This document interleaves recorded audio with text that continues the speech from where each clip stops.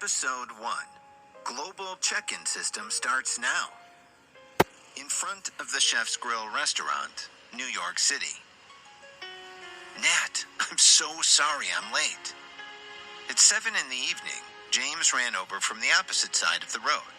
He was out of breath as he apologized. This is for you, my dear. Happy birthday.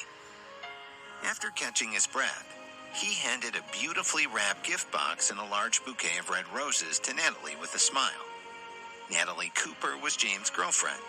They started dating in junior year of college. It's been 5 years now. Some days ago, Natalie had taken a fancy to an expensive luxury handbag. At that time, since it was too costly, she could not afford it. Today was Natalie's birthday. The moment he got off work, James went straight to that luxury store to buy that bag for her. He had always kept it in mind. He was going to give her a surprise on her birthday, which was why he came a little late. When he handed over the gift box and flowers, although Natalie seemed a little angry, James felt full of confidence. He had worked hard to save money. He was sure that his girlfriend would love the gift. He could even imagine the excitement on Natalie's face when she would have opened the gift box. After that, she would have been so touched that her eyes would be filled with tears. She would excitedly clench her little fists and throw herself at him, giving him a soft and intoxicating kiss. Just imagining the scene made him feel jittery. James, let's break up. However, what greeted James was not a sweet kiss. Rather, it was Natalie's cold words announcing their breakup. Nat, this kind of joke is not funny at all. James was stunned for a moment and then said this with a smile. Natalie was mischievous sometimes and always liked to tease him. He immediately reckoned that this was one of Nat's little tricks. James, I'm not joking with you. I'm serious. James walked forward with a smile, wanting to shovel the gift into Natalie's hands. However, she took a step back and dodged him as she put on a solemn expression. This time, James finally realized that something was wrong. He quickly went forward and grabbed Natalie's hand. He said nervously, Nat, I was wrong. I know that I shouldn't be late for your birthday, but that was because I was going to give you a surprise. Do you still remember the branded bag you liked last time? I especially went to buy it for you today. Here it is. Please. Enough. Natalie forcefully shook off James' hand and shouted, cutting him off. James, wake up. I'm breaking up with you. We are done. Natalie's words were like sharp knives piercing James' heart. It hurt him to the bones. It took him a full minute to finally accept this cruel reality. Breaking up, right? At least give me a reason. James tried hard to control his emotions and pretended to be calm. Honey, are you done yet? Do you need my help? As soon as James's voice faded, a stylish man in a suit walked out of the main gate of the Chef's Grill restaurant. He looked at Natalie and asked in an intimate manner, No need, Matt. I'll be right there. You go in first. The coldness on Natalie's face magically turned into a charming smile as soon as she saw this man. Even her eyes were filled with warmth.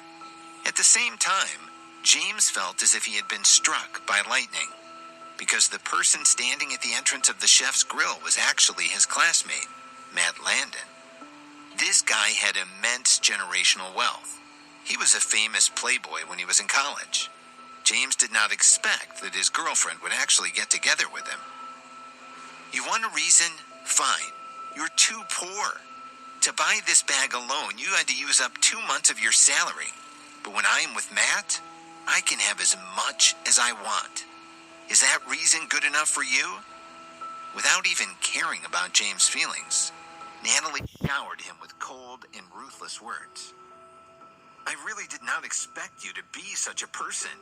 James looked at the woman he was in love with just moments ago and felt disgusted.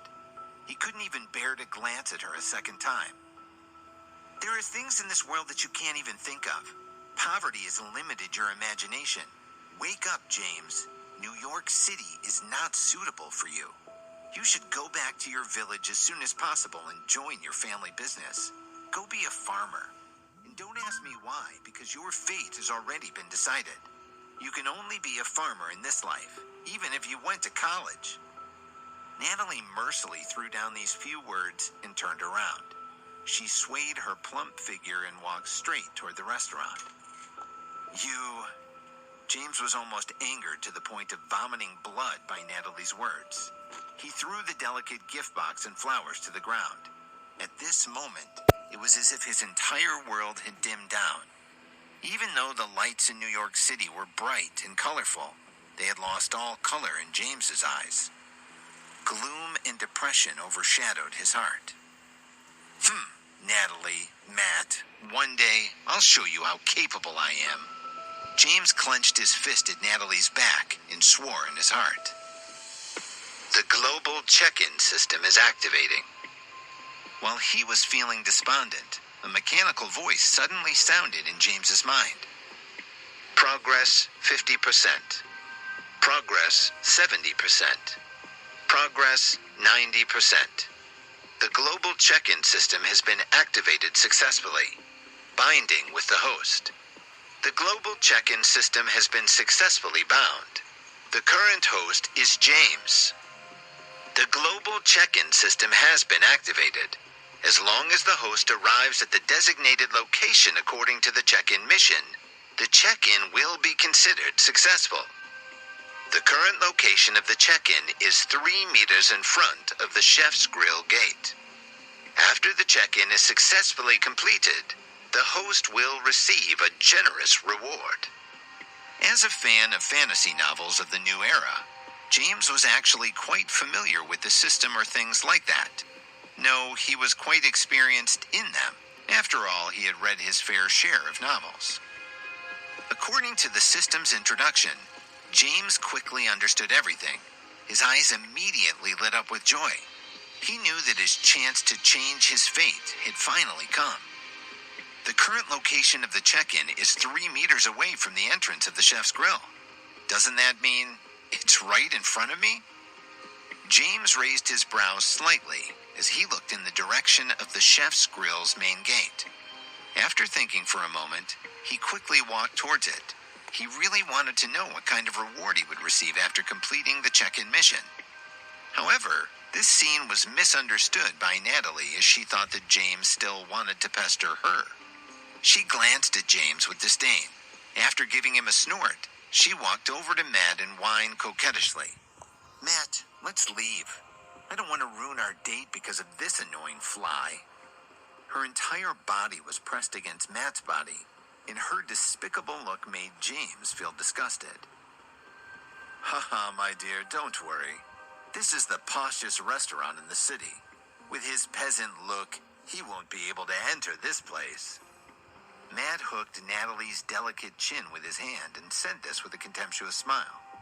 Then he deliberately wrapped his arms around Natalie's slim waist in front of James and walked towards the restaurant in large strides.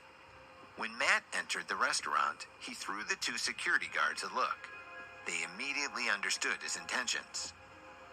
I'm sorry, sir. You're not allowed to enter if you are not dressed properly. Just as Matt and Natalie stepped into the restaurant, the 2 security guards walked towards James. They reached out and stopped him from getting inside. However, at this moment, the system notification sounds in James's mind again. Ding! Check-in successful. Congratulations to the host for obtaining 1 lucky card. Do you wish to use it? After hearing this voice that sounded like music to his ears, James confirmed that he had arrived at the marked location and completed his first check-in mission. He immediately chuckled at the 2 security guards and said, Who wants to enter this place? You guys think too highly of yourselves. James turned around and left right after he finished speaking. The 2 security guards stood dumbfounded on the spot. In the restaurant, Matt and Natalie, who were originally waiting to see James make a fool of himself, were also left empty-handed.